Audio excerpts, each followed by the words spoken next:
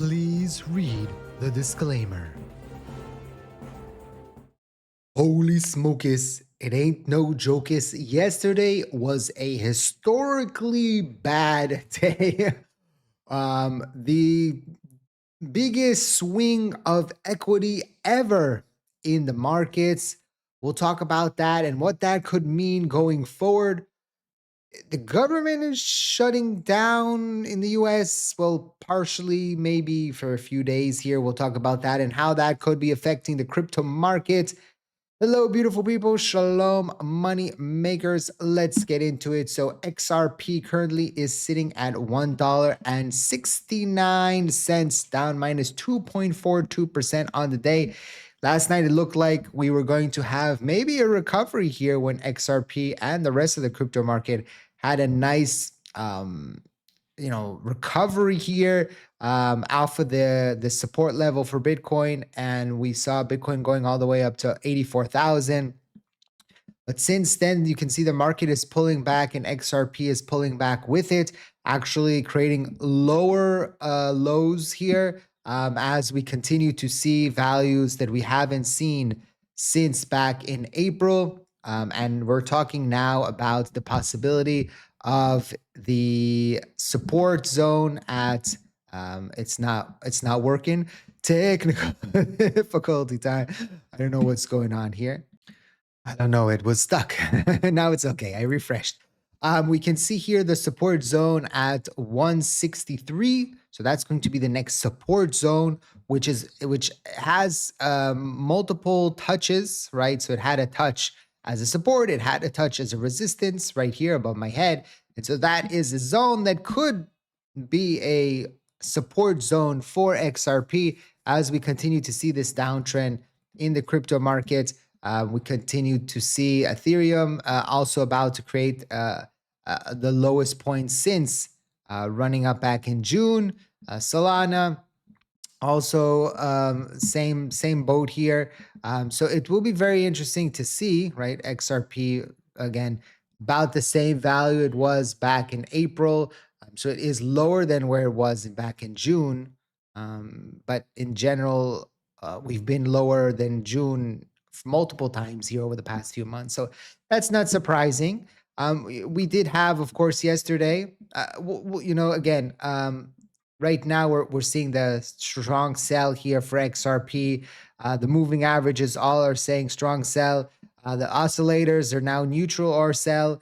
So we're at this situation right now where we could be close or at the bottom of this kind of sell-off. We've seen this in the past. Same thing when we are at a strong buy and all the moving averages are telling us that makes me think that we might be in for a pullback. When we see something like this, we might be in for a potential recovery here, right? So we could potentially see it bounce off and then come back here to the 195 level. So that's what I'm going to potentially be watching for over the weekend, over the next few days, to see if liquidity continues to flood out. Because yesterday was one of the days that we referenced for 50 plus years. There's the 1987 one, there's the 2020 crash. There are days, that people talk about. A near 10 trillion swing in precious metals market cap over 10 hours. 10 trillion swing. Remember, the whole crypto market is only 2.76 trillion. That's it. And yesterday we saw a swing of 10 trillion in just precious metals, not talking about crypto, stocks, just precious metals. Silver ended up closing at 85 after being at 122 the day before. Gold as well ended up finishing at 4,850. It was funny because I told you, when you start seeing many crypto channels suddenly making videos about gold and silver, you might be close to the top there. And that's what happened.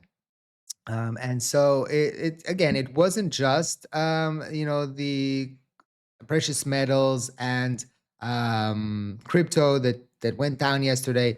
A lot of stocks dropped too. A lot of high risk stocks dropped because of the fear of the new Fed chairman and the yes, he is saying that he will cut rates without any pressure. President Trump says his new Fed chairman will cut rates without any pressure, but still, he is one that is, you could call him not anti, but not pro quantitative easing. And one of the things that should be beneficial for high risk assets is the easing, is pumping of liquidity into the markets, right? And so the initial fear is that there won't be enough liquidity for assets like crypto, and high risk or higher risk stocks and things like that, and precious metals too. Like, I don't know what, if it was just who was selling or what was selling, but 30% down at the peak here, was it a 75? That's significant. Someone started releasing a significant amount of assets here. And I wonder who it was, because it needed to be someone big to do something like this. Very, very interesting what happened yesterday. Let me know in the comment section, are you freaking out about this price action? Is it making you concerned? Remember, we don't use scared for anything that's market related, because I decided to, scared is for real life situations, like when your life is on the line. That's scared. Market situations, we get concerned. Okay. Are you concerned about what's happening right now? Or is you're looking at this as an opportunity? You're looking, ooh, I wish I would have scooped up more last time we were at these levels. Or are you saying, I'm done with this. I don't want to hold these assets anymore. It's over. The crypto market, it's never going to recover. What are you thinking? Wow, I just noticed that AVAX is at 10. Wow. Okay. It was at 36 in September, 35. Wow. What a decline. Just noticed that.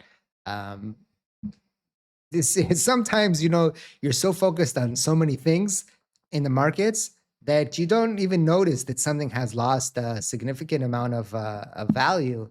And this might be looking, interesting soon. 71% since September. Let's see how much is the XRP dropped since September. For about 46. So I know people in the comment section are like, oh, it doesn't matter to me that other assets have dropped more. And I understand that. And truthfully, you should not be just in one asset, right? That's, again, it's not, it's only my opinion. Again, this video is for educational purposes, for entertainment purposes only, not financial advice. Always do your own due diligence before you decide to invest. But again, I am a very big believer in diversification. And so, not being heavily in one thing, and not, going all in specifically on one asset, that's against my trading beliefs, right? So you'd probably felt other assets going down more than XRP, just that is holding maybe better. Of course, Bitcoin and Ethereum maybe holding better than XRP, but since October, but still, like year to date, Bitcoin's down 11.46 and XRP is down 8.38. So actually, year to date, since the beginning of the year, XRP is doing better than Bitcoin. Better than Ethereum, not as good as Bitcoin. Bitcoin is 5.45. So if you have some kind of combination of, let's say, Ethereum, Bitcoin, XRP, Solana, let's just say, right, 7.8. So you'd be around somewhere around 8% down on the year, right? But if you have, an asset that you're heavily in AVAX, for example, you'd be a little bit more, 14, almost 15% year to date. So it all depends on your distribution and how you look at and what time frame you're looking at. Again, if you're looking at a year and a half time frame or 2 years time frame on XRP, then XRP was at 30 in December of 2022, 30 cents. Right. So people that were buying heavily here, even though it looked like, oh my God, right, we jumped up all the way to almost do you remember in September 21, XRP ran all the way up to $2 and dropped all the way down to 30 cents in June, right? And this whole area here, people were depressed outside of this here when XRP popped on the decision, Judge Torres's decision, right? And XRP went up 100% on that day. But then it sold off. Remember, we were looking at silver, and I reminded you about the possibilities of these kind of pullbacks. I was remembering what happened with XRP and other assets that had news and had run ups, but then sold off. In XRP was more a daily news, right? So it popped up significantly on one day and then sold off. For silver, it was a significant amount of time that was coming up, but the crescendo here was in a very short period of time. And then XRP consolidated for about a year almost until we had the elections. So again, it all depends on where you are, entering, how long you have by dollar costing averaging. And it's very, very important to remember that. This video is a little bit more psychological aspect of the markets. We talk about this a lot. Actually, I haven't talked about this a lot lately, but over the past few years, we've talked about this a lot. Those of you who have been watching for a few years, my theory is that a lot of investing, trading is, percentage wise, right? I think this is my opinion. It's about 80% mental, right? Um, about, let's say, 19% is all about technical analysis, news, know abouts, what you research, how you research, right? And then 1% luck. Sometimes you just get luck, right? You open a position, suddenly some good news comes out. Or on the flip side, you open a position and some bad news comes out. That's happened to me. Both have happened to me. And the longer you trade, the longer you invest, you're going to have both of those things happen to you. And so it's a lot about here. Can you persevere? Can you continue with your plan? Can you adapt? Can you go with the flow? Right? Are you freaking out all the time and you curl up in a ball in the corner, or are you strong and you're proactive and you're learning and you're developing and you're learning from your mistakes and you're not doing the same mistakes over and over and over again? Right? That's the difference between the people that are successful long term and the people that are not. Now, again, there's the elite of the elite of the elite, the 1% that can be day traders and have, but those people, it's not for everybody. I'm telling you, as someone that's done this for prolonged periods of time, I can't do it all the time. It's not good for this, and it's not good for my relationship, and it's not good for my children. It turns you into a different kind of person. Just me personally, I might not be, my personality might not be good for it all the time. So you have to decide what's good for you and how you are reacting to the market. Once in a while, of course, if there's momentum, if things are happening, it's always important to take advantage of it. But it will be very interesting to see how this market plays out. Now, we do have, if you're interested in starting to trade, right? It could be short term, medium term, long term. Our partner BTCC will give you a 30% deposit bonus on your deposit here. So if you sign up using my link, you'll get 30% deposit, meaning if you deposit $1,000, you get 300, 10,000, you get 3,000, 100,000, you get 30,000, a million, maybe someone will deposit a million, you'll get 300,000 in bonus there. So link is in the description down below. You can go long, you can go short. Maybe you want to go short on this market, maybe, right? And that's your prerogative. If you do so and you use my link, I will get a commission. So thank you for that. But please, please, please trade responsibly. Okay. That's very, very important. And again, I will get a commission. So it helps out the channel. Also, remember that I will never contact you on social media asking you to sign up to anything, to send me anything. Those are imposters. Those are scammers.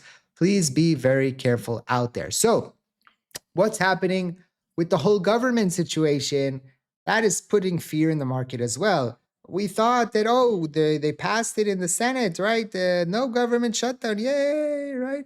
Well, that happens. But then we got that, right? That Senate officially passes bill to avoid US government shutdown. But then we got that the Senate passed the vote and it's now headed to the House, right? But the House failed to vote on the funding deal. Lawmakers may fix it when they reconvene on Monday or may not. Because it happened over the weekend, markets had no chance to react. That reaction comes Monday morning. Until then, markets open with headline risk. Well, crypto is selling off a little bit, you could say. So the crypto market is reacting to this. So we have technically a situation right now where the government is shut down, but it's shut down on the weekend anyway, right? So it's not really affecting, but the headline is bad. So if the algos read this and they want to sell off, they could potentially do this, right? Although I think many of the algos now are AI based, and many of them understand more nuance. Not 100%, but they do understand. And so here's what we'll be watching at the open on Monday. Remember, we've seen suddenly like crypto is okay, okay, okay. And then the futures open or the stock market opens, and boom, we see crypto tanking because of the ETFs, right? Future reaction at the open, volatility spikes from policy uncertainty, risk asset pricing, a longer shutdown, rotation into treasury and safe hands, missing economic data, creating micro buying spots. Historically, short shutdowns rarely crash markets, but they do increase uncertainty, and markets hate uncertainty more than bad news. Because the shutdown began where liquidity was thin, price discovery was delayed, not avoided. Monday is when the bill comes due. Washington may be closed again, but markets never are. So this is a potential here of another government shutdown. It's 1 hour it's good, 1 hour it's bad, right? So that's again the whole way that things happen in the U.S. government is a little bit tricky, right?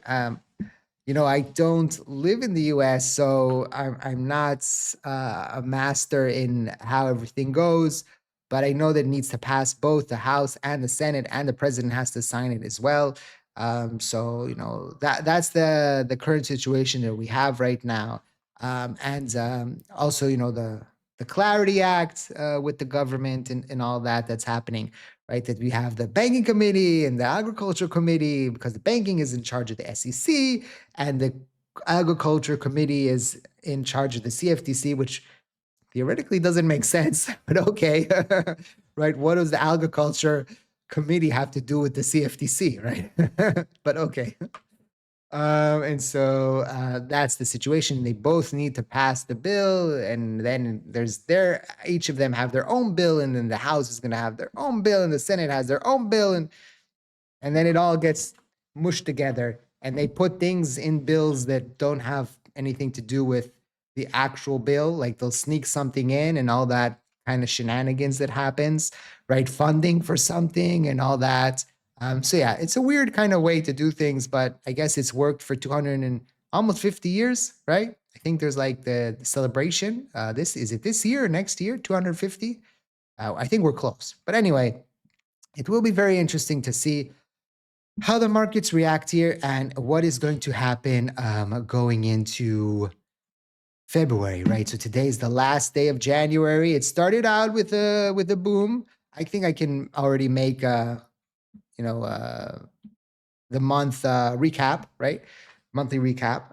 Because I don't know if I'll make a video tonight. We'll see. And so we started out really good. Crypto market, we were feeling very optimistic, right? And I was like, hey, hold your horses. Wait, everybody in the YouTube cryptoverse, XRP verse was making the videos, right? We're going to the moon, right? They were saying.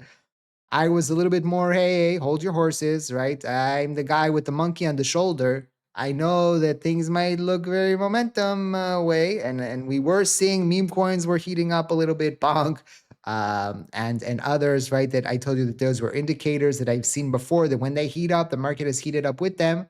This time it didn't happen, right? Every single time is different. Sometimes you think that, oh, history is repeating itself, but nope, it plays out differently. Suddenly a headline, suddenly Iran, suddenly this, suddenly a government shutdown, suddenly, right? Anything can happen. And so we have to be ready for day to day, short term, medium term, long term. Again, I've said in the past, I don't really care long term if XRP is at 168 or 234 or 35, or I don't really care long term. If I'm looking long term, I'm thinking about, okay, what's going to be in 10, 15, 20 years, right? God damn, 20 years, I'm going to be 60. Holy smokus. I just had a picture. Like the Facebook reminded me about the Facebook. That's how old I am. Facebook just like gave me a picture of myself from 19 years ago. I was so handsome, so skinny. I just lost a lot of weight. Like I was almost 100 kg, right? So that's about like 220, 230, something. I was a big boy. And then I went into and I lost like 30 kilograms. So I got really skinny. And so that the picture was reminding me how skinny I was. Those were the days. But in 20 years from now, I'll be 60. So that was 20 years ago. And then 20 years in the future, I'll be 60. Oh my God. My boy will be 30. My oldest will be 30. Oh my God. Oh my God. I can't believe it. 20 years ago doesn't seem that far away. How are you guys thinking? Like, was 20 years ago, is it long ago? My wife is saying I should wrap it up because my in-laws are coming. So don't forget to smash the like button, drop a comment, tell me what you think about the market. Check out BTCC and that 30% deposit bonus if you're interested in trading the market. Again, not financial advice. Always do your own due diligence before you decide to invest. Thank you for watching. I hope to see you next time. And like I always say, let's make a lot of money.